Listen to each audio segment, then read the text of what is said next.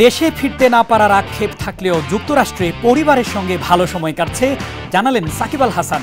এদিকে তারকা leg spinner Sandeep লামিচানেকে ওয়েস্ট ইন্ডিজ সিরিজের একাদশে না থাকার কারণ ব্যাখ্যা করল নেপাল। আর এনসিএল টি-20 প্রথমবার দেখল 200 রানের মুখ, তাও আবার 15 ওভারেই। সব খবর এক করে জানাবো আজকের খেলার বেলায়। সঙ্গে আছি শামীম খান। অবশেষে নীরবতা ভাঙলেন সাকিব আল হাসান। বাংলাদেশি মিডিয়ায় কথা বললেন দীর্ঘ বিরতির পর। তবে রাজনীতি ও ক্রীড়া উপদেষ্টার সঙ্গে ফেসবুক পোস্টের লড়াই প্রসঙ্গে চুপ থেকেছেন ফ্র্যাঞ্চাইজি ক্রিকেটের ফেরিওয়ালা। বিস্তারিত রিপোর্টে। রাজনীতি নিয়ে কথা বলে কি হবে, ক্রিকেটেই থাকি। দৈনিক সমকালকে দেয়া এক সাক্ষাৎকারে রাজনীতি ছাড়াও আরও একটি বিষয়ে কথা বলতে অনাগ্রহ প্রকাশ করেছেন সাকিব আল হাসান। যে রাজনীতির কারণে শুধু ক্রিকেট নয়, দেশ থেকেও দূরে সাকিব, সেই রাজনীতি নিয়েই এখন মোটেও কথা বলতে আগ্রহী নন তিনি। বর্তমানে পরিবার নিয়ে যুক্তরাষ্ট্রে বসবাস করছেন সাবেক বিশ্বসেরা অলরাউন্ডার। সময় দিচ্ছেন স্ত্রী সন্তানদের, উপভোগ করছেন পরিবারের সঙ্গ। সম্প্রতি ক্রীড়া উপদেষ্টা আসিফ মাহমুদ সজীব ভুইয়া ও সাকিব নাম উজ্জ করে পাল্টাপাল্টি স্ট্যাটাস দিয়েছেন ফেসবুকে। এ বিষয়ে জানতে চাইলে সাকিব বলেন, না, এই বিষয়ে কোনো কথা বলবো না। পরের প্রশ্নেই জানতে চাওয়া হয় রাজনীতি নিয়ে কথা বলতে আপত্তি নেই নিশ্চয়ই। উত্তরে সাকিব বলেন, ওটাও থাক, রাজনৈতিক কথা বলে কি হবে, ক্রিকেটেই থাকি।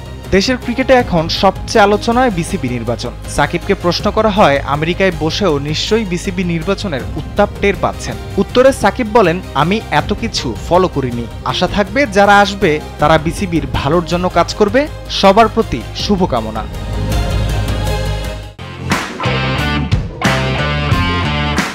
ঐতিহাসিক সিরিজ জয়ে দল আলো ছড়ালেও সবচেয়ে বড় তারকা রয়ে গেলেন প্যাভিলিয়নে।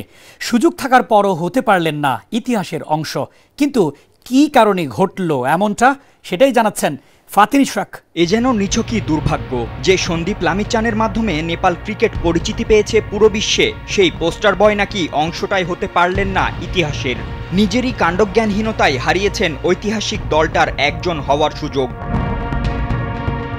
বড় দলের বিপক্ষে খেলার সুযোগটা হিমালয় কন্যার সেভাবে আসে না বললেই চলে। কিন্তু এবার সুযোগটা পেয়ে দারুণভাবে কাজে লাগিয়েছে নেপাল।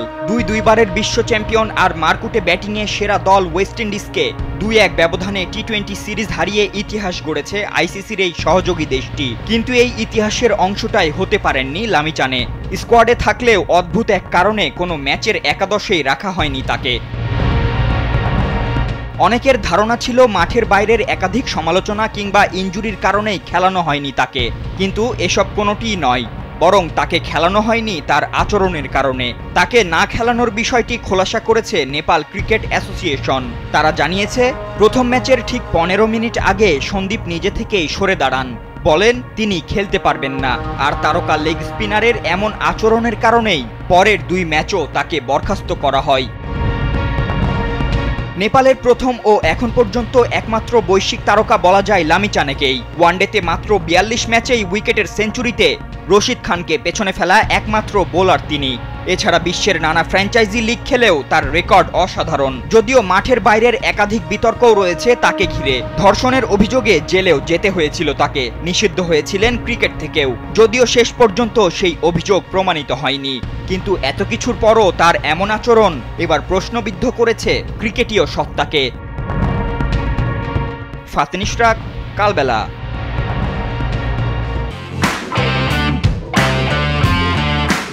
চলমান জাতীয় লিগ টি-20 17তম ম্যাচে এসে প্রথমবার দেখা মিলল 200 রানের। দলীয় সংগ্রহের দিক থেকে বিপিএল এর রেকর্ড ভাঙার হাতছানি সাব্বির সোহানদের সামনে থাকলেও তা হতে দেয়নি বৈরী আবহাওয়া। বিস্তারিত রিপোর্টে।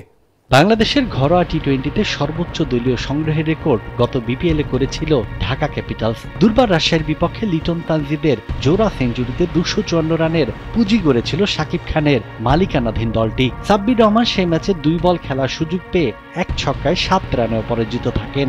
সেই সাব্বিরের দল রাজশাহী এবার ঢাকা ক্যাপিটালসের রেকর্ড ভেঙে দিতে বসেছিল সিলেটে স্বাগতিকদের বিপক্ষে এনসিএল টি-20 ম্যাচে।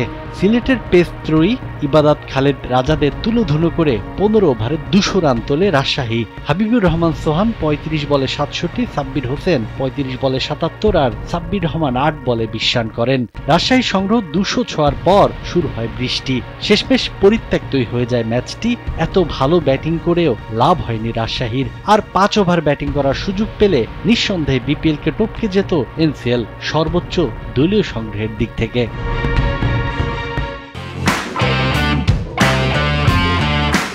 এই ছিল আজকের খেলার বেলায়। এতক্ষণ সঙ্গে থাকার জন্য ধন্যবাদ।